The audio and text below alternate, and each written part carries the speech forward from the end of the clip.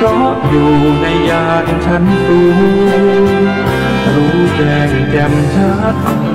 การเปลี่ยนแปลงยิ่งนักกฎพระไตรลักษณ์ชักนำใจปรับปรุงกายนอกกายในแยกกายปัญญาจะรุ่งมรรคญาณเรื่องรุ่งเข้าเขตโสดาบัน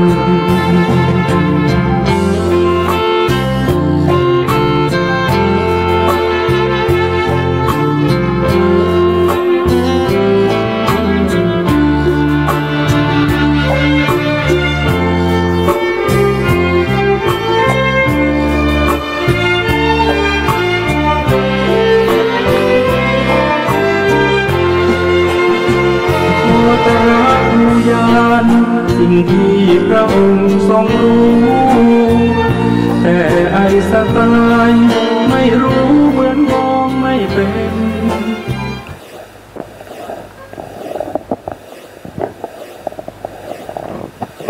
พุทธังสรณังกัจฉามิธัมมังสรณังกัจฉามิ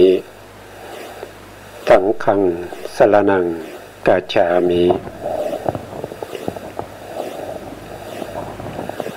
กราบนมัสการพระมหาเถระพระสังฆาธิการ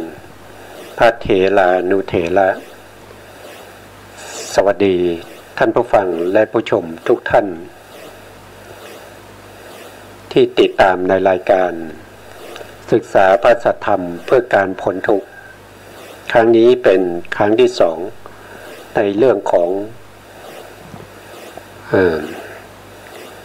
สามัญญผลสูตรนะครับวันนี้ทางสถานียังไม่ครับผมอาจจะเลทนะครับอาจจะรีเลย์ไปนิดหนึ่งแต่ก็ไม่เป็นไรนะตอนนี้ทางสถานีรับสัญญาณแล้วนะครับเราศึกษาในเรื่องของสามัญญผลและสูตรสามัญญผลและสูตรสามัญก็คือทั่วไปครับผลคืออะไรก็คือมุ่งหมายเอาโสดาปัตติมรรคโสดาปัตติผลนะครับโสดาปัตติผลสกทาคามิผลอนาคามิผลแล้วก็อรหันตผลก็เรียกว่าผลทั้ง4เป็นสามัญญผลเป็นพระสูตรที่พระพุทธองค์ทรงแสดงโปรดแก่พระเจ้าอาชาติศัตรูพระเจ้าอาชาติศัตรูพระเจ้าอาชาติศัตรูนี้เป็นบุคคลที่ทำกรรมหนักนะครับคือปิตุฆาตซึ่งเป็นกรรมที่ฆ่าบิดาเป็นอนันตริยกรรมซึ่งเป็นกรรมหนักมาก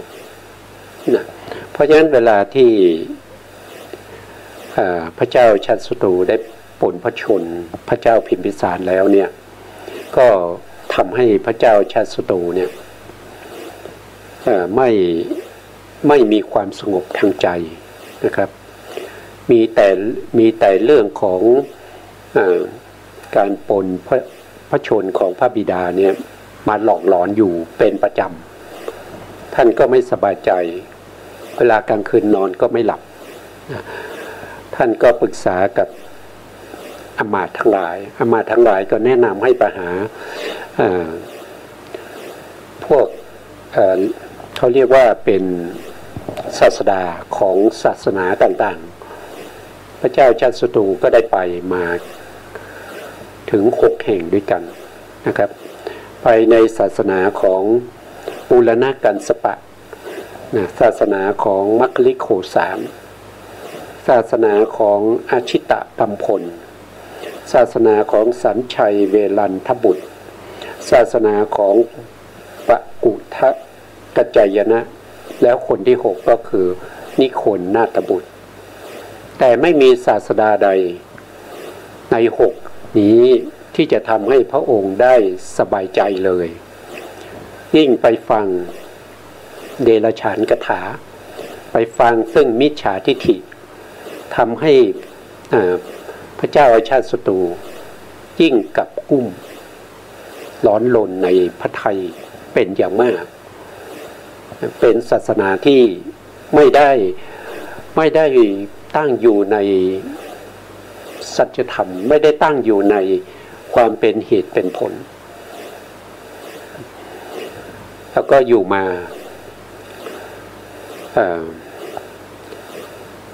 คืนวันเพ็ญนะครับคืนวันเพ็ญพระเจ้าชาติศัตรูก็ถามพวกอมาตย์ว่าวันนี้พระจันทร์สวยนะพระจันทร์ส่องสว่างทั่วไปหมดพระจันทร์ก็เย็นนะครับแต่ว่าใจของเรานี่ร้อนมากเราอยากจะไปฟังธรรมจากศาสดาใดศาสนาองค์ใดองค์หนึ่งก็ถามพวกอามาตย์ก็แนะนำให้ไปในลัทธิมิจฉาทิฏฐิของครูทั้ง6ที่ได้กล่าวมาสุดท้ายพระเจ้าชาติศัตรูก็ไม่สนใจนะครับเคยไปมาหมดแล้วนะครับแล้วก็ไม่ได้ทำให้มีความสบายใจไม่ได้ทำให้หายความเล่าร้อนในใจได้นะแล้วครั้งที่แล้วเราก็ถึงตรงนี้พอดีนะครับเราก็ไปดูรายละเอียดนะครับไปดูรายละเอียดครั้งที่แล้วก็มักไว้ตรงนี้นะครับเมื่อพวกอามาตย์ทั้งหลายเนี่ยแนะนำให้ไปหาศาสดาของครูทั้ง6พระองค์ก็ไม่ไปนะครับแล้วพระองค์ก็มาถามหมอชีวกซึ่งเฝ้าอยู่หน้าที่นั้นนะพระองค์ก็ตรัสว่าหมอชีวกะนะโกมลพัทว่านั่งนิ่งอยู่ในที่ไกลจากพระเจ้าแผ่นดินนะครับก็คืออาชาติศัตรูเดี๋ยวผมทำไมไม่เสนอข้อคิดเห็นเนี่ยพระเจ้าชาติศัตรูก็บอกว่าทำไมไม่เสนอความคิดเห็นหมอชีวกนะครับผู้สหายเราทำไมเธอนิ่งนะครับเสียเล่าหมอชีวกโกมลพัทกลับทูลว่าข้าแต่พระองค์ผู้สมมุติเทพสมมุติเทพ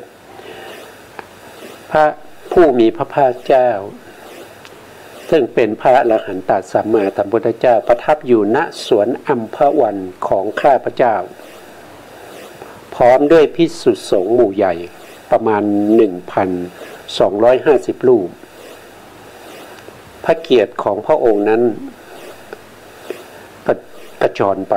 นะครับในที่ต่างๆแม้เพราะเห็นนี้พระผู้มีพระภาคเจ้าพระองค์นั้นเป็นพระอรหันต์ตรัสรู้ชอบได้ด้วยพระองค์เองถึงพร้อมด้วยวิชาและจรณะตรัสรู้เป็นพระอรหันตสัมมาสัมพุทธเจ้าได้ด้วยพระองค์เองตรัสรู้อะไรครับถึงได้เป็นพระพุทธเจ้าก็ขยายความต่อไปว่าพระองค์ทรงตรัสรู้นะคือตามบทสวดของเรานะครับที่ว่าอรหังก็แปลว่าไกลจากกิเลสอรหังนี้มีความหมายถึงถ้าว่าโดยอัตถกถาว่าโดยฎีกาก็จะมีอยู่11ความหมายของคำว่าอรหังยกตัวอย่างนะครับ11ความหมายก็คือ1ก็คือเป็นผู้ไกลจากกิเลสไกลจากกิเลสไกลแค่ไหนก็ไกลแสนไกลยิ่งกว่าฟ้ากับเหวนะครับไกลมากกว่านั้นอีกนะไกลเท่าไหร่ไกลยิ่งกว่ากิเลสในกามโลกหรือกิเลสในมนุษย์โลกนี้แต่พระองค์ไกลยิ่งกว่ารูปประพรหมไปอีกที่ได้เป็นพระอรหันต์แล้วก็เป็นผู้ทำลายเสียซึ่งข้าศึกคือกิเลสอันนี้คือข้อที่2 ข้อที่สามพระพุทธองค์ก็ทรงหักเสียซึ่งซี่กรรมแห่งสังสารวัฏก็หมายถึงซี่ของล้อรถนะครับที่เป็นซี่พระพุทธองค์ทรงหักหมดแล้วซี่ของล้อรถนั้นเป็นล้อรถที่นำไปสู่วัฏสงสารเวียนว่ายตายเกิดพระองค์ทรงหักซี่ล้อรถที่เรียกว่าซี่กรรมแห่งสังสารวัฏได้จนหมดสิ้นไม่มีเหลือแล้วด้วยการหักซี่กรรมนี้แหละจึงเป็นเหตุเป็นปัจจัยให้พระพุทธองค์ไม่ต้องมาเวียนว่ายตายเกิดไม่ต้องมาในวัฏสงสารนี้อีกนี่ก็เป็นความหมายของคำว่าอรหังไกลจากกิเลสหรือยังมีอีกนะครับก็คือเป็นผู้ทำลายเสียซึ่งบาปธรรมทั้งหลายไม่ว่าจะเป็นอนุสัยกิเลสวิติกมกิเลสปริยุทธานกิเลสวิติกมกิเลสทำลายเสียซึ่งอาสวะโอคาโยคะคันธะได้หมดสิ้นนะครับแล้วพระพุทธองค์ก็ไม่มีที่ลับในการทำบาปบางท่านอาจจะว่าเป็นคนดีนะแต่ในพอไม่มีใครเห็นก็อาจจะทำชั่วได้แต่ของพระพุทธองค์ไม่มีบริสุทธิ์บริบูรณ์สิ้นเชิงเป็นผู้ที่คนดีบัณฑิตทั้งหลายไม่ทอดทิ้งพระพุทธองค์แล้วพระพุทธองค์ก็ไม่ทอดทิ้งคนดีบัณฑิตทั้งหลายเหล่านี้นะแล้วก็เป็นผู้ที่อยู่ใกล้บัณฑิตผู้ได้รับการอบรมอธิศีลอธิจิตอธิปัญญาแต่เป็นผู้ที่ไกลจากอาสัตตบุรุษผู้สอนยากว่ายากทั้งหลายเหล่านั้นเป็นผู้ที่อยู่เป็นผู้ที่ควรแก่เครื่องสักการะบูชาทั้งหลายเป็นผู้ควรได้รับการสรรเสริญโดยไม่มีที่สิ้นสุดเป็นผู้ละเสียซึ่งวาสนาคืออุปนิสัยอัธยาศัยความเคยชินที่สะสมมาตั้งแต่อาเนตชาติพระองค์ทรงละได้ในคืนวันเพ็ญเดือน6วิสาขบูชาใต้ต้นสีมหาโพธิ์ได้ตรัสรู้อนุตตรสัมมาสัมโพธิญาณบนวชิรบัลลังก์เป็นพระอรหันตสัมมาสัมพุทธเจ้าอันนี้ก็เป็นผู้ไกลจากกิเลสพร้อมด้วยวาสนาคือความเคยชินแม้แต่อย่างเช่นพระสารีบุตรพระสาวกนะครับสาวกทั้งหลายเนี่ยไม่สามารถละวาสนาได้ตรัสรู้เป็นพระอรหันต์ตามพระพุทธองค์แต่ละวาสนาไม่ได้ส่วนพระพุทธองค์ทรงละวาสนาทั้งหมดที่เคยชินสะสมมาตั้งแต่อดีตแต่ได้สภาวะของความเป็นสัมมาสัมพุทธเจ้ามาตอนไหนก็มาตอนคืนวันเพ็ญเดือน6วิสาขบูชาใต้ต้นสีมหาโพธิ์บนวชิรบัลลังก์ได้ตรัสรู้เป็นพระอรหันตสัมมาสัมพุทธเจ้าตอนนั้นตรัสรู้อะไรนะครับตรัสรู้เนี่ยท่านบอกว่าตรัสรู้เองนะครับตรัสรู้อะไรก็คือตรัสรู้เขาเรียกว่าเยยธรรมเยยธรรมก็คือมีอยู่5ประการด้วยกันนะครับประการที่1ก็คือทรงตรัสรู้ในเรื่องของสังขารธรรมสังขารธรรมก็คือได้แก่จิตเจตสิกและนิพพานรูป18อันนี้เป็นสังขารธรรมแล้วทรงตรัสรู้วิการและรูป5ได้แก่กายวิญญัตวจีวิญญัตนะแล้วก็ละหุตตามุทุตากัมมัญญตาถามก็คือตรัสรู้ลักขณะรูป4ได้แก่อะไรก็ได้แก่อุปัจจยะสันตติชลตาอนิจจตา4ทรงตรัสรู้พระนิพพานพระนิพพานเป็นสภาวะธรรมที่มีสภาวะสันติลักขณัง เป็นสภาวธรรมที่เที่ยงแท้แน่นอนเป็นสภาวธรรมที่มีแต่สุขไม่มีทุกข์สุขนี้ไม่ใช่สุขในสังขารธรรมแต่เป็นสันติลักขณังนะพระนิพพานเป็นอนัตตาว่าด้วยปริยายเหตุมีอยู่สองอย่างนั่นก็คือได้แก่พระนิพพานของพระอรหันต์ที่ยังมีชีวิตอยู่ก็เรียกว่าเป็นสัพอุปาทิเสสนิพพานแล้วก็พระนิพพานของพระอรหันต์ที่ปรินิพพานไปแล้วเรียกว่าอนุปาทิเสสนิพพานพระนิพพานคนที่จะเข้าถึงพระนิพพานได้เข้าได้แค่3ทางเท่านั้นนะครับนอกจาก3ทางนี้แล้วเข้าไม่ได้เลย3ทางนั้นได้แก่อะไรนะหนึ่งก็คือผู้ที่เจริญวิปัสสนายิ่งด้วยความเป็นอนิจจานุปัสสนามีความเห็นว่ารูปนามขันธ์5ทั้งหลายเนี่ยมันไม่เที่ยงนะมันไม่เที่ยงด้วยความไม่เที่ยงมีแต่ดับไปสิ้นไปหมดไปจึงทำให้เห็นว่าสภาวะธรรมเหล่านี้มันเป็นภัยมันเป็นโทษจึงเกิดการเบื่อหน่ายแล้วก็ด้วยความเป็นอนิจจานุปัสสนาที่เห็นโทษเห็นภัยของความไม่เที่ยงนี้เป็นอารมณ์ของรูปนามนั้นเมื่อเข้าถึงพระนิพพานก็เรียกว่าเป็นอนิมิตตวิโมกข์คือเข้าถึงได้ด้วยความเป็นสิ่งที่ไม่มีนิมิตเครื่องหมายใดๆ2ผู้ที่เข้าถึงพระนิพพานคือผู้ที่เจริญวิปัสสนาแต่มีความเป็นทุกข์ที่มีกำลังเรียกว่าเป็นทุกขานุปัสสนาทุกขานุปัสสนาเมื่อเจริญมากๆเข้าถึงพระนิพพานก็เรียกว่าเป็นอัปปนิหิตวิโมกข์คือเข้าถึงพระนิพพานได้ด้วยไม่เป็นที่ตั้งแห่งตัณหาใดๆ3ก็คือผู้ที่เจริญวิปัสสนาแต่ยิ่งด้วยความเป็นอนัตตานุปัสสนาเมื่อเข้าถึงพระนิพพานก็จะเรียกว่าเป็นสุญญตวิโมกข์คือเข้าถึงได้ด้วยความเป็นของศูนย์ไปจากสังขารธรรมรูปนามขันธ์5ทั้งหลายอันนี้คือ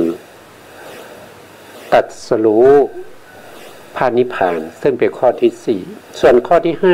5คือตรัสรู้ในเรื่องของบัญญัติมีอัฏฐบัญญัติอัฏฐบัญญัติก็คือเรื่องราวความหมายเนื้อหาสัทธบัญญัติก็คือเสียงมีอะไรบ้างก็มี1ก็คือขันธบัญญัติก็คือกำหนดเรื่องของขันธ์5แล้วนอกจากขันธ์5แล้วก็ยังมีสภาวธรรมที่พ้นจากขันธ์5เรียกว่าขันธวิมุตติพระองค์ก็ทรงกำหนดได้บัญญัติได้2ก็คือกำหนดในเรื่องของอายตนะภายใน6อายตนะภายนอก6 3ก็กำหนดในเรื่องของ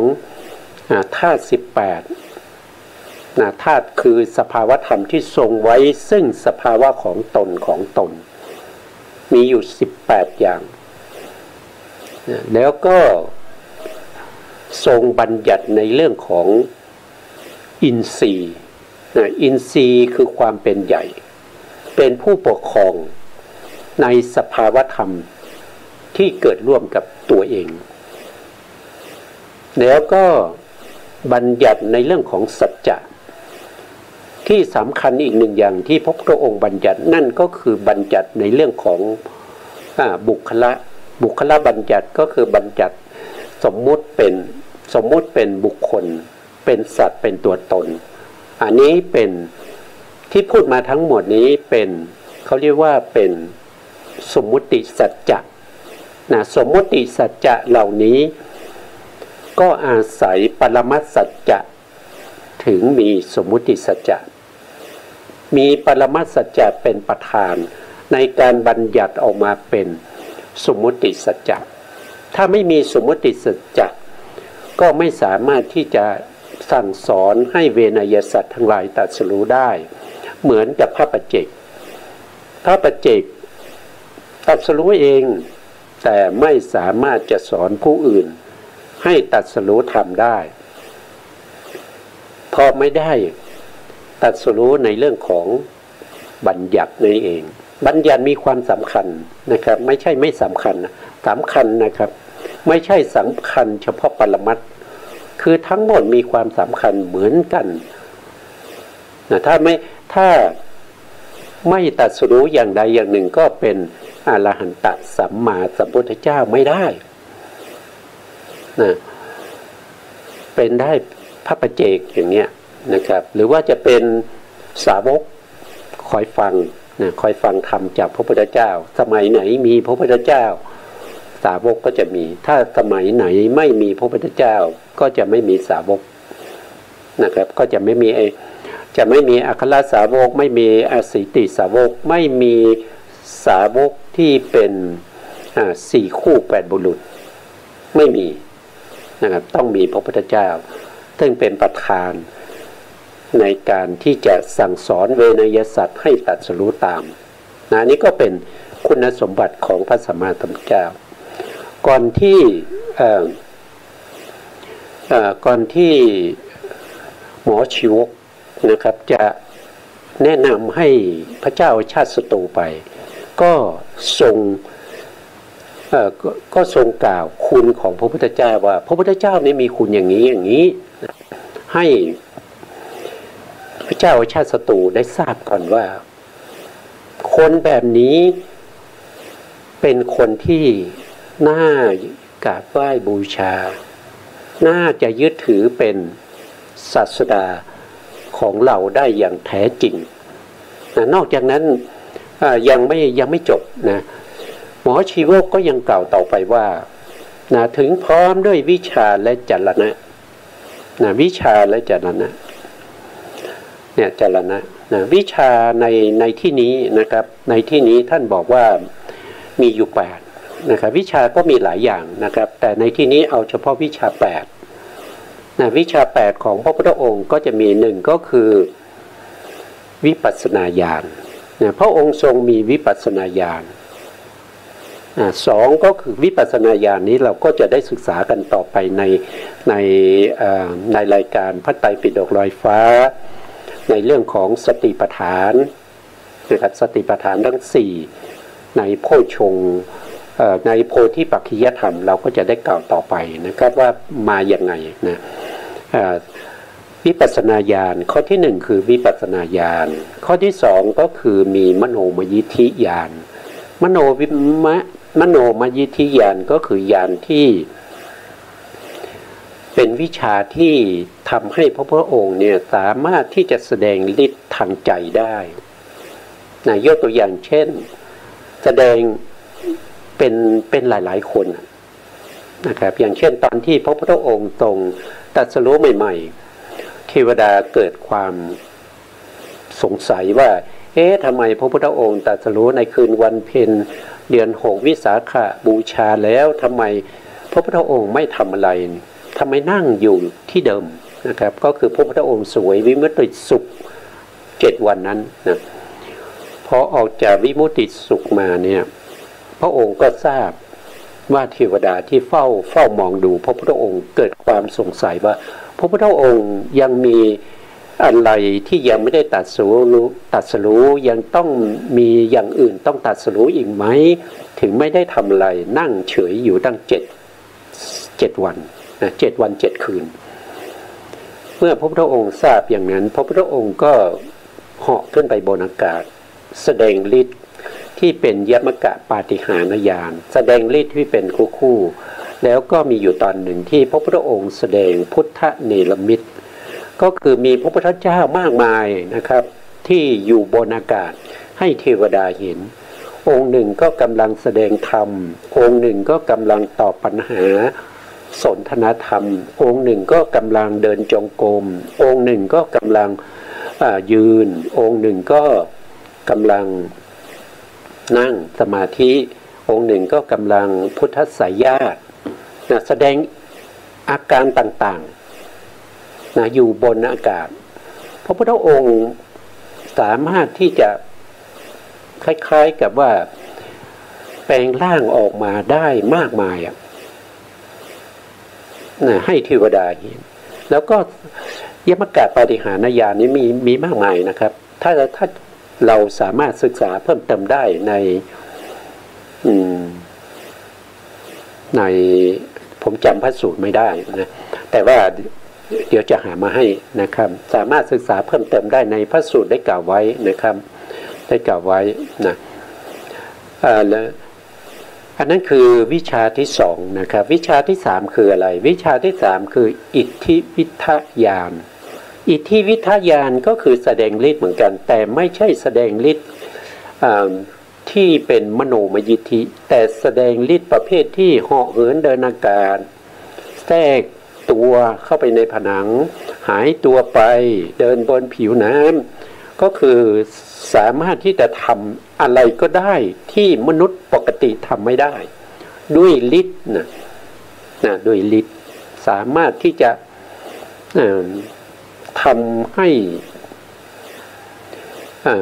ห้บุคคลที่เห็นว่าพระพุทธองค์นี้ทรงมีฤทธิ์มากอย่างนี้อย่างนั้นนะครับอันนี้คืออิทธิวิทะต่อไปวิชาที่สี่นะครับหนึ่งคือ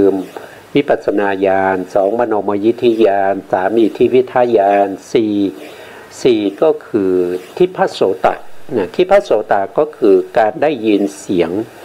ที่ไกลมากบุคคลธรรมดาไม่ได้ยินนะครับอย่างปัจจุบันนี้เราสามารถที่จะได้ยินเสียงที่ไกลๆด้วยโทรศัพท์ด้วยโทรศัพท์อินเทอร์เน็ตหรือทีวีต่างๆได้แต่ที่พระโสตญาณของผู้ที่มีฤทธิ์เช่นพระพุทธเจ้านี่มีมากกว่านั้นอีกยังสามารถฟังเสียงเทวดาคุยกันได้นะยังสามารถที่จะได้ยินเสียงที่เขาปกปิดซุบซิบกันนะจะเบาแค่ไหนพระพุทธองค์ก็ได้ยินเสียงสัตว์เดรัจฉานทั้งหลายที่สนทนากันได้ยินเสียงพรหมทั้งหลายที่พูดคุยกันนะปกตินี่จะไม่ได้ยินนะครับเสียงพวกนี้แต่ด้วยวิชาที่สี่ที่ว่าทิพโสตญาณจึงทำให้เกิดการได้ยินได้นะวิชาที่ห้าก็คือได้แก่เจโตปริยติญาณเจโตปริยติญาณก็คือการกำหนดวาระจิตของบุคคลอื่นได้ว่าเมื่อ7 วันที่แล้วเนี่ยตั้งแต่วันที่1วันที่2ไปถึง7 วันเนี่ยที่นับถอยหลังไปเนี่ยเขาคิดยังไงเขารู้อันนี้เราว่าโดยทั่วไปก่อนนะครับแล้วก็ปัจจุบันนี้อีกวันหนึ่งก็เป็น8 วันใช่ไหมครับแล้วก็ในอนาคตเนี่ยเขาจะคิดยังไงเขาจะทำอะไรจิตเขาเป็นยังไงไปอีก7 วันรวมแล้วก็15 วันอันนี้โดยทั่วไปนะครับเรียกว่าเจโตปริยติญาณแต่ของพระสัมมาสัมพุทธเจ้าเนี่ยสามารถรู้ได้เป็นกับๆนะสามารถจะรู้ได้โดยไม่มีที่สิ้นสุดขึ้นอยู่กับพระพุทธองค์ต้องการรู้มากน้อยแค่ไหนพระพุทธองค์สามารถรู้ได้อันนี้ก็เป็นเจโตปริยติญาณเป็นข้อที่5นะข้อที่6ก็คือบุพเพนิวาสานุสติญาณก็คือระลึกชาติได้การระลึกชาติเนี่ยของพระพุทธองค์ไม่มีขอบเขตนะสามารถระลึกได้ตราบเท่าที่ยังต้องการที่จะระลึกแต่ถ้าเป็นบุคคลอื่นนะครับที่ถ้าเป็นนอกพระพุทธศาสนาเนี่ยระลึกได้สูงสุด40 กับ40 กับลึกๆได้แค่นั้นอย่างเช่น เทวินและดาบทหรืออสิติดาบทซึ่งเป็นลุงของพระนาลกะนะครับผู้ปฏิบัติโมนยะปฏิปทาเลือกได้ถึง40กับเกินกว่านั้นเลือกไม่ได้แต่ถ้าในพระพุทธศาสนานี้ถ้าเป็นสาวกของพระพุทธเจ้าที่เป็นอัครสาวกนะครับก็สามารถเลือกไปได้ถึง1อสงไขยกับอีกแสนกับ1อสงไขยกับแสนกับแต่ถ้าเป็นอสิติมหาสาวกลึกได้ถึงแสนมหากัปมากมายมากมายแต่ถ้าเป็นของพระพุทธเจ้าลึกได้ไม่มีที่สิ้นสุดอันนี้ก็เป็นข้อที่เท่าไหร่ข้อที่6นะข้อที่7ก็คือจุตูปปาตญาณจุตูปปาตญาณคือญาณที่สามารถรู้การจุติและก็อุบัติของสัตว์ทั้งหลายว่าสัตว์นี้ตายจากสภาพหรือตายจากความเป็นมนุษย์แล้วก็ไปเกิดเป็นเทวดาไปอยู่ในเทวดาชั้นไหนเป็นบุคคลไหนพระพุทธองค์รู้ได้หรือว่าชายคนนี้จุติจากความเป็นมนุษย์แล้วก็ไปเกิดเป็นเดรัจฉานไปเป็นอะไรไปเป็นนกเป็นกาเป็นนกพิราบหรือว่าไปเป็นสุนัขไปเป็นสุกรไปเป็นโคไปเป็นกระบือหรือว่าไปในนรกไปตกนรกขุมไหนอันนี้พระพุทธองค์รู้ได้ไม่ใช่รู้ผิวเผินรู้ได้อย่างละเอียดนะครับก็คือรู้จุติแล้วก็ปฏิสนธิรู้ด้วยว่าบุคคลคนนี้อีก3 วันจะตายอีก5 วันจะตายอีก2 ปีจุติจิตจะเกิดแล้วก็ไปอุบัติอยู่ที่ไหนพระพุทธองค์รู้ถ้าต้องการรู้นะไม่ใช่นั่งอยู่เฉยๆแล้วก็รู้ไม่ใช่แต่ถ้าพระพุทธองค์ต้องการรู้พระพุทธองค์จะรู้อย่างแจ่มแจ้งด้วยเขาเรียกว่าเป็นเจโตปริยัตติญาณไม่ใช่จุตูปปาตญาณวิชาที่8ก็คืออาสวะขยญาณก็คือเป็นบุคคลที่สิ้นอาสวะหมดจดจากกิเลสนะครับไกลแสนไกลจากกิเลสนั่นเองแต่ถ้าเป็นจรณะมี15นะครับจรณะมี15อย่างด้วยกันนะครับก็มีศีลสัมปทาอย่างเงี้ยใครล่ะจะมีศีลที่บริสุทธิ์เท่ากับพระพุทธเจ้าไม่มีพระพุทธเจ้าเป็นผู้ที่เลิศในเรื่องของศีลแล้วก็นำศีลนี้มาสั่งสอนเวนยสัตว์ทั้งหลายให้ประพฤติตามเป็นข้อวัดข้อปฏิบัติแล้วก็เป็นศีลมี2อย่างนะครับว่าโดยย่อๆก็มี2อย่างก็มีจารีตศีลกับวารีตศีลจารีตก็คือข้อประพฤติปฏิบัติเรียกว่าข้อวัดจารีตศีลแล้วก็วารีตศีลคือข้อห้ามคือไม่ให้ทำถ้าใครทำก็มีโทษนะครับอันนี้ก็เป็นเรื่องของศีลมีมากมายนะครับอันนี้พูดคร่าวๆนะ1ก็คือศีลสัมปทา2ก็คืออินทรีย์สังวรนะครับมีการ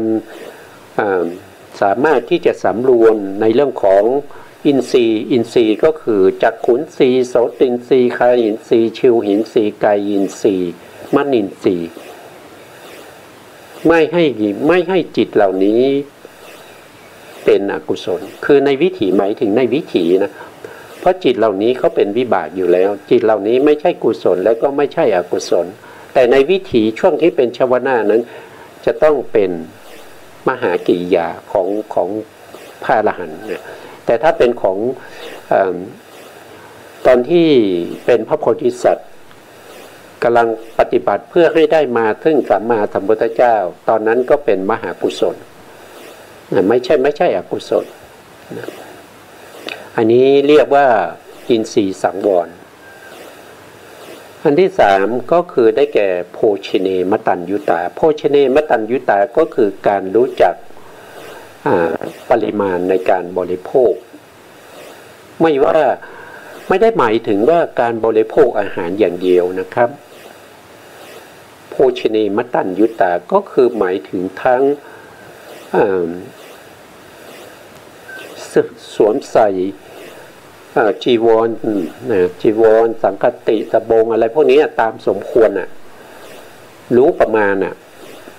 ไม่ใช่รับมาจนไม่มีที่เก็บกุฏิไม่มีที่เก็บเลยมีแต่ไตรจีวรมีแต่บาตรมีแต่ถังไอ้สังฆทานเต็มไปหมดนะ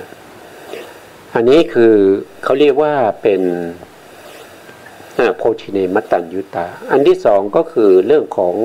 การบริโภคอาหารบริโภคอาหารตามสมควรตามเขาเรียกว่าสัพพยะรู้จักอาหารที่เป็นสัพพยะแล้วก็พอประมาณอาหารเหล่านั้นก็ไม่ได้มาด้วยการผิดศีลพูดจาเรียบเคียงแสดงนิมิตทำเครื่องหมายให้เขารู้ว่าต้องการอย่างนั้นอย่างนี้อันนี้ไม่มีนะครับแล้วก็อันที่สามก็เรื่องของเสนาสนะที่นั่งที่นอนที่ยืนทั้งหมดนะครับก็มีรู้ประมาณรู้ประมาณตามความเหมาะสมอันที่สี่ก็คือคิลนะเภสัชก็คือยารักษาโรคทั้งหลายอันนี้ก็เป็นโภชเนมตัญยุตาข้อที่สามส่วนข้อที่สี่ก็คือชาคิยานุโยคเป็นผู้ที่ไม่ซึมเศร้าง่วงเหงาซบเซาหลับแต่จะประกอบความตื่นอยู่ในความเพียรถึงแม้พระพุทธองค์ได้เป็นพระอรหันต์แล้วไม่จำเป็นที่จะต้องมาเจริญวิปัสสนาเพื่อให้ได้มรรคได้ผลแต่พระพุทธองค์ก็เข้าพระสมาบัติอยู่เป็นประจำเข้าพระสมาบัติบางครั้งก็น่าจะเข้านิโรธสมาบัติแต่เท่าที่ศึกษามาก็ยังไม่พบพระพุทธองค์เข้านิโรธสมาบัตินะพระพุทธองค์จะเข้าส่วนมากก็จะเป็นพระสมาบัตินะครับไม่เหมือนกับสาวกองค์อื่นๆนะสาวกองค์อื่นเขาก็จะหาที่วิเวกนะครับแล้วก็เข้านิโรธสมาบัติเท่าที่จำได้เนี่ยเท่าที่ศึกษามาเนี่ยพระพุทธองค์จะเข้านิโรธสมาบัติหรือเปล่าก็ไม่พบนะแต่ว่าถ้าพระพุทธองค์จะเข้านิโรธสมาบัติเนี่ยพระพุทธองค์น่าจะเพราะว่าการเข้านิโรธสมาบัติเนี่ยต้องใช้เวลาถึง7 วันโดยปกตินะครับเข้า7 วันแต่พระพุทธองค์น่าจะมีความเขาเรียกว่ามีพระมหากรุณาธิคุณต่อสรรพสัตว์ทั้งหลายส่วนมากเวลาที่พระพุทธองค์ใช้ไปนั่นก็คือทำยังไงก็ตามเพื่อให้สัตว์ทั้งหลายนั้นพ้นจากวัฏสงสารเพื่อให้สัตว์ทั้งหลายนั้นได้ดวงตาเห็นธรรมเป็นอย่างน้อยหรือว่าสัตว์นั้นอย่างเช่นพระเจ้าอาชาติศัตรูเนี่ยท่านมีอุปนิสัยของความเป็นพระอรหันต์อยู่แต่ว่าท่านไปทำปิตุฆาตก็ปิตุฆาตเป็นกรรมหนักก็ทำให้กรรมนั้นมาเบียดมาบังไม่สามารถได้ความเป็นพระอรหันต์แต่พระพุทธองค์ก็มีความเมตตาทำให้พระเจ้าอาชาติศัตรูนั่นนะเปลี่ยนจากมิจฉาทิฏฐิมาเป็นสัมมาทิฏฐิเป็นบุคคลที่มีความรู้ความเข้าใจแล้วก็เป็นบุคคลที่มีพระรัตนตรัยเป็นที่พึ่งเป็นที่พึ่งเพราะฉะนั้นพระเจ้าอาชาติศัตรูเนี่ยถ้าเราศึกษาไปนะครับก็จะมีพระสูตรที่พูดถึงพระเจ้าอาชาติศัตรูหลังจากที่ตายไปแล้วก็ไปตกนรกแต่ไม่ได้ไปมหาเวจีนะเพราะท่านเป็นบุคคลที่มี ได้ฟังธรรมจากพระพุทธองค์แล้วก็ได้มีพระพุทธพระธรรมพระสงฆ์เนี่ยเป็นสรณะท่านไม่ได้ไปมหาเวจีนรกแต่ท่านจะอยู่ในนรกอยู่ 36,000 ปี36,000 ปีแล้วท่านก็จะได้มาสร้างบารมีแล้วท่านจะได้เป็นพระปัจเจกเป็นพระปัจเจกพระเจ้าชาติศัตรูนี้จะได้เป็นพระปัจเจกนะครับไม่ใช่เป็นสาวกทั่วไปเป็นผู้ตรัสรู้เองแต่ไม่สามารถสอนผู้อื่นได้ใช้เวลาอีกเท่าไหร่ก็1 อสงไขยแสนมหากัปข้างหน้าแต่ได้รับพุทธพยากรณ์จากพระพุทธเจ้าโคตมะแล้วเพราะฉะนั้นต้องได้เป็นแน่นอนนะครับต้องได้เป็นแน่นอนพอได้รับพุทธพยากรณ์แล้วนะจากพระสัมมาสัมพุทธเจ้าโคตมะของเราเนี่ยเมื่อกี้พูดถึงไหนนะพูดถึงเรื่องของจรณะ15นะครับ1คือศีลสังวร2คืออินทรีย์ศีลสัมปทาโทษทีศีลสัมปทา2อินทรีย์สังวร3โภชเนมัตตัญยุตตา4ชาคิยานุโยค5คือเป็นผู้ที่มีศรัทธานะครับเป็นผู้ที่มีศรัทธาในที่นี้คือศรัทธาในตถาคตโพธิศรัทธาอย่างเนี้ยต้องมีตถาคตโพธิศรัทธาแล้วก็กัมมัสสกตาศรัทธาแล้วก็เชื่อในพระธรรมศรัทธาในพระธรรมพระอริยสงฆ์พวกนี้เป็นบางท่านเนี่ยจะสงสัยว่าเป็นถึงพระพุทธเจ้าแล้วยังมีศรัทธาในพระอริยสงฆ์เหรอ ก็ตอบว่านะครับพระอริยสงฆ์เนี่ยที่ท่านได้สัมผัสมาในอดีตนะคือเป็นอริยสงฆ์ของพระพุทธเจ้าในอดีตมาแล้วท่านก็เคยมีศรัทธาเหล่านั้นมาแล้วก็เคยฟังธรรมนะครับแล้วก็ได้ศึกษาพระธรรมจนได้เป็นผู้ที่ทรงพระไตรปิฎกในพระพุทธเจ้าก่อนๆนะท่านก็มีศรัทธามาตั้งแต่ตอนนั้นแล้วอย่างเช่นปัจจุบันสาวกของท่านเนี่ยท่านก็ให้เกียรติแล้วก็ยกย่องพระอริยสงฆ์ทั้งหลายนะพระอริยสงฆ์ทั้งหลายที่ได้ตรัสรู้เป็นพระอรหันต์แล้วเนี่ยท่านก็ยกย่องว่าพระสงฆ์เหล่านี้เป็นบุตรของเราเป็นบุตรของเราเป็นบุตรของพระพุทธเจ้าแล้วท่านก็ให้เกียรติที่พบมากนั่นก็คือท่านให้เกียรติแก่พระสารีบุตรเนี่ยให้เกียรติแก่พระสารีบุตรนี่ก็เป็นเรื่องของมีความศรัทธาในเรื่องของพระรัตนตรัยมีศรัทธาที่มั่นคงนะครับแล้วก็ต่อไปข้อที่6ก็เป็นข้อที่5มีศรัทธาข้อที่6ก็มีเขาเรียกว่ามีหิรินะครับมีหิริคือความละอายอะไรละอายต่ออกุศลธรรมทั้งหลายแม้กระทั่งจะคิดก็ไม่กล้านะครับละอายมากนะมีหิริมีข้อที่7นะข้อที่7ก็โอตปะนะครับเกรงกลัวต่ออกุศลธรรมทั้งหลาย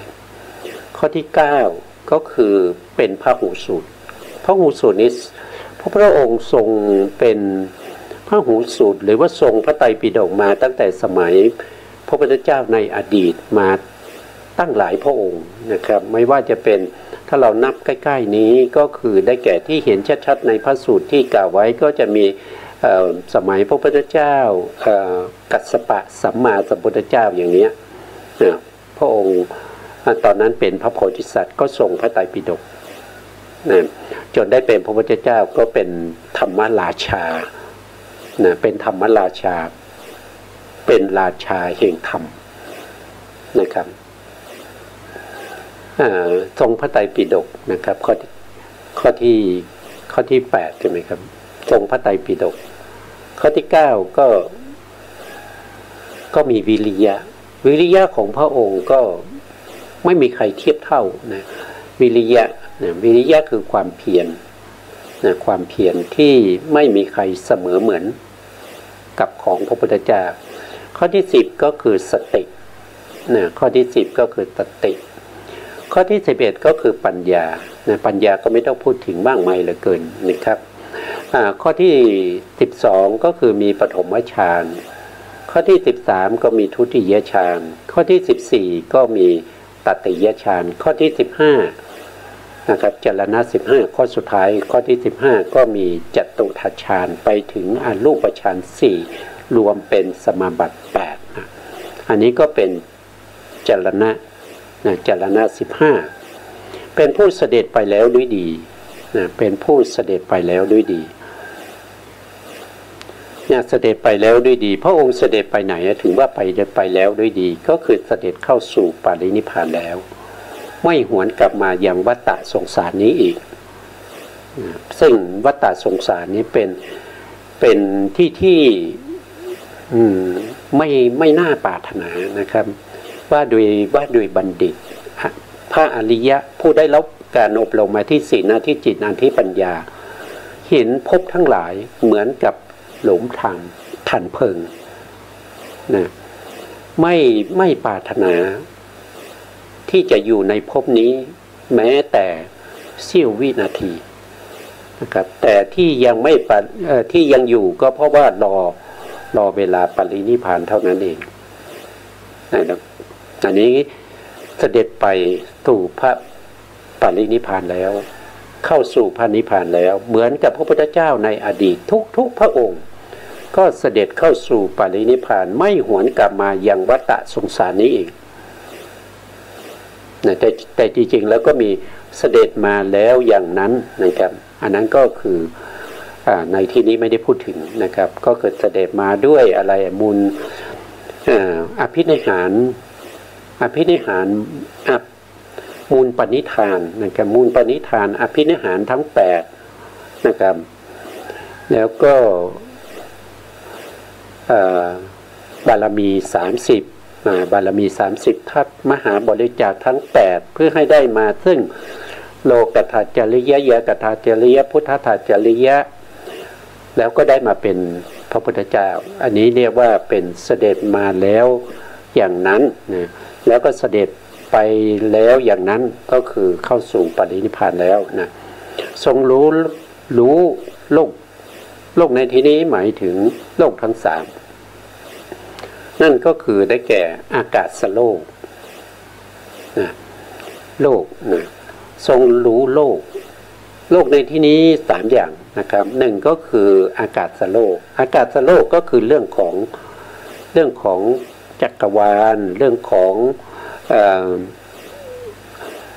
จักรวาลเรื่องของพระอาทิตย์พระจันทร์นะครับเรื่องของภูเขาแม่น้ำอะไรทั้งหมดนะครับที่ประกอบกันเป็นจักรวาลนี้ทั้งภูเขาสิเนรุแล้วก็ภพภูมิที่อาศัยอยู่ของสัตว์ทั้งหลาย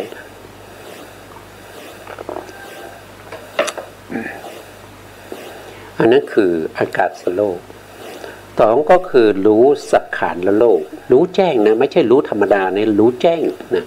รู้แจ้งในสังขารโลกนะสังขาร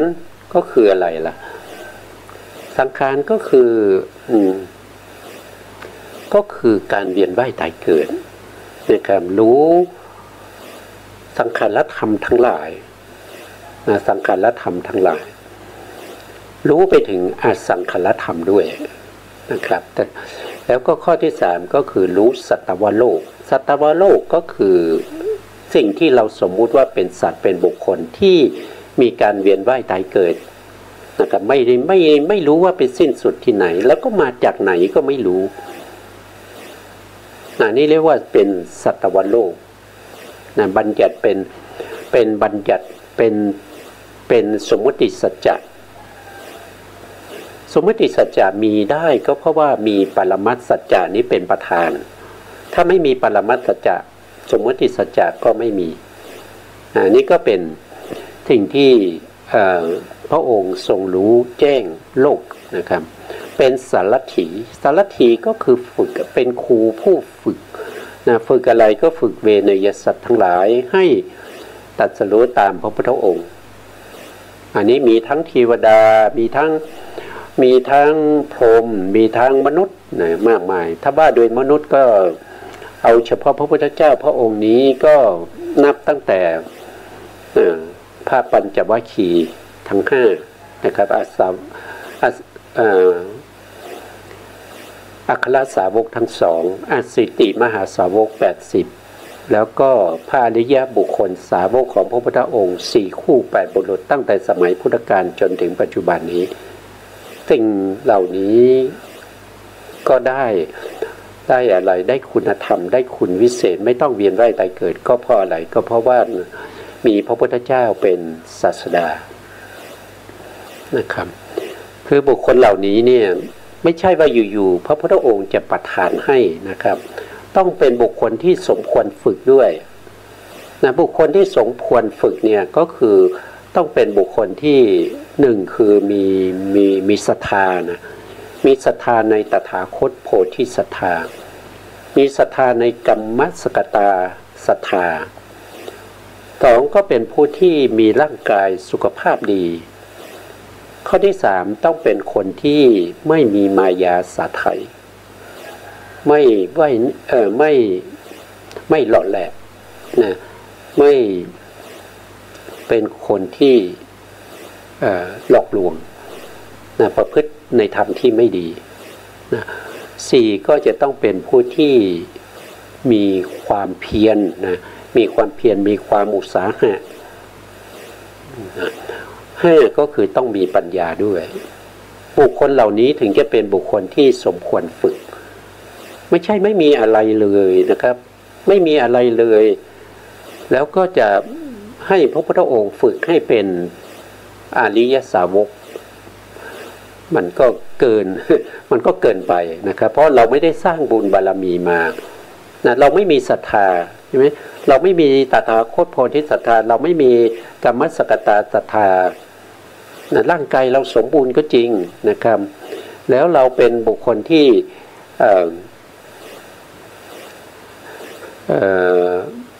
มีความเพียรนะมีปัญญานะครับแต่เราไม่มีศรัทธาเราไม่มีศรัทธาในตถาคตเราไม่มีศรัทธาในไม่รู้เรื่องกัมมัสกตาศรัทธาเลยมันก็เป็นไปไม่ได้มันก็ไม่ใช่บุคคลที่สมควรฝึกนะเพราะฉะนั้นบุคคลที่สมควรฝึกก็ต้องมีคุณธรรมตามที่พระพุทธองค์ได้แสดงไว้นะครับต้องมีอยู่5อย่างนะครับต้องเป็นบุคคลที่มีศรัทธาในตถาคตโพธิศรัทธากัมมัสกตาศรัทธาเป็นอย่างน้อย2อย่างนะ3ก็คือเป็นบุคคลที่มีสุขภาพดี3ก็2นะเป็นบุคคลที่มีสุขภาพดี3ก็เป็นบุคคลที่ไม่มีมายาสาไถนะ4ก็เป็นบุคคลที่มีวิริยะมีความเพียรมีความพยายาม5ต้องเป็นบุคคลที่เกิดด้วยเหตุ3เนี่ยปฏิสนธิด้วยเหตุ3ก็คือเป็นติเหตุกะปุถุชนคือบุคคลที่มีปัญญามาตั้งแต่เกิดอันนี้ได้มาตั้งแต่เกิดนะทำไมได้มาก็เพราะว่าตั้งตัวไว้ชอบในภพก่อนนะตั้งตัวไว้ชอบมีอัตตสัมมาปณิธิตั้งตัวไว้ชอบแล้วก็คบหากัลยาณมิตรได้ฟังธรรมนะครับได้ปฏิบัติธรรมมาจึงได้มาเป็นติเหตุกะปุถุชนในภพนี้ได้พบพระพุทธเจ้าไม่ใช่อย่างนั้นก็ไม่ใช่บุคคลที่ควรฝึกนะคือพระพุทธองค์ได้บุคคลเหล่านี้ที่ควรฝึกแล้วเนี่ยก็สามารถฝึกบุคคลเหล่านี้ให้ตรัสรู้ตามพระพุทธองค์ได้เป็นศาสดาของเทวดาและมนุษย์ทั้งหลายนะตรงนี้เป็นศาสดาของเทวดาก็มีมากมายนะที่เป็นลูกศิษย์ลูกหาพระพุทธเจ้ายกตัวอย่างก็เช่นท้าวสักกะท้าวสักกะสุพรหมเทพบุตรอังกุลเทพบุตรอินทริยเทพบุตรเป็นต้นเหล่านี้ก็เป็น สาวกของพระพุทธเจ้ามนุษย์ก็มีมากมายก็ได้พูดไปแล้วตั้งแต่พระปัญจวัคคีย์ทั้ง5อัครสาวกทั้ง2อสิติมหาสาวกแล้วก็อริยสาวก4คู่8บุรุษตั้งแต่สมัยพุทธกาลจนถึงปัจจุบันนี้นะอันนั้นคือมนุษย์นะเป็นผู้ปลุกให้ตื่นนะครับปลุกใครให้ตื่นก็ตอนแรกนี่ก็ปลุกตัวเองตื่นก่อนนะครับตื่นในความเป็นจากความเป็นปุถุชนก็ตื่นมาก็เป็นพระสัมมาสัมพุทธเจ้าหลังจากนั้นก็ทรงปลุกให้เวนยสัตว์ทั้งหลายตื่นจากอะไรก็ตื่นจากอนุสัยกิเลสทั้ง7นะไม่ว่าจะเป็นกามราคานุสัยภาวราคานุสัยปฏิฆานุสัยมานานุสัยทิฏฐานุสัยวิจิกิจฉานุสัยแล้วก็อวิชชานุสัยทรงปลุกให้ตื่นนะทรงปลุกให้ตื่นจากกิเลสนะถ้าใครมีกิเลสก็แสดงว่ายังหลับไหลอยู่ไหนก็หลับไหลอยู่ในกิเลสทั้ง10กิเลสทั้ง10กิเลสทั้ง10ก็มีโลภะกิเลสโทสะกิเลสโมหะกิเลสทิฏฐิกิเลสมานะกิเลสอาหิริกากิเลสอโนตปากิเลสอุทธัจจกิเลสถีนากิเลสแล้วก็วิจิกิจฉากิเลสนะก็หลับอยู่ในกิเลสเหล่านี้ถ้าไม่มีพระพุทธเจ้ามาปลุกเราก็ไม่สามารถที่จะตื่นจากกิเลสทั้ง10นี้ได้เป็นผู้จำแนกแจกแจงพระธรรมนะแจกแจงพระธรรมได้อย่างบริสุทธิ์บริบูรณ์สิ้นเชิงนอกจากนั้นยังพร้อมด้วยอรรถะ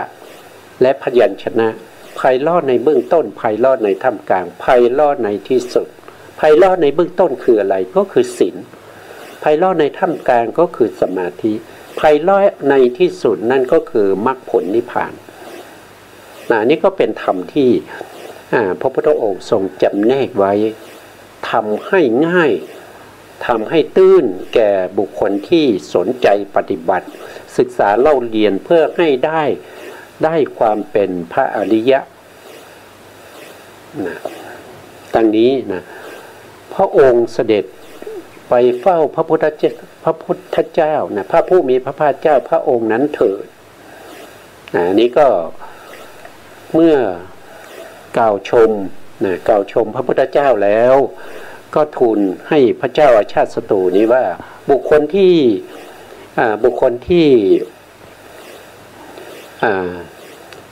พระเจ้าอาชาติศัตรูควรจะไปพบนั้นก็คือได้แก่พระพุทธเจ้าพอพระพุทธเจ้ามีความดีอย่างนี้แหละที่ถึงต้องไปพบไปหา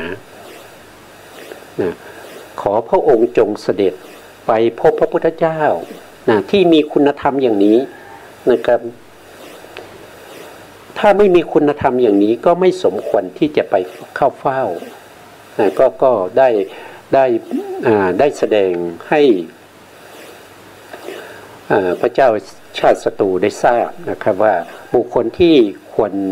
แก่การเคารพนับถือบูชาว่าเป็นศาสดาต้องเป็นคนแบบนี้นะถ้าไม่ใช่คนแบบนี้ไม่ต้องนะครับวันนี้เวลาเราหมดนะครับสุดท้ายนี้ขอกราบขอบพระคุณพระครูสมุทรวิสุวัฒน์วรกิจโจผู้อำนวยการสถานีวิทยุเพื่อการศึกษาพระพุทธศาสนาและวัฒนธรรม FM 104.5 เมกะเฮิรตซ์วัดฝายหินจังหวัดเชียงใหม่และขอกราบขอบพระคุณพระครูปริยัติยานุศาสตร์ขอบคุณท่านผู้การธนัทเดชะ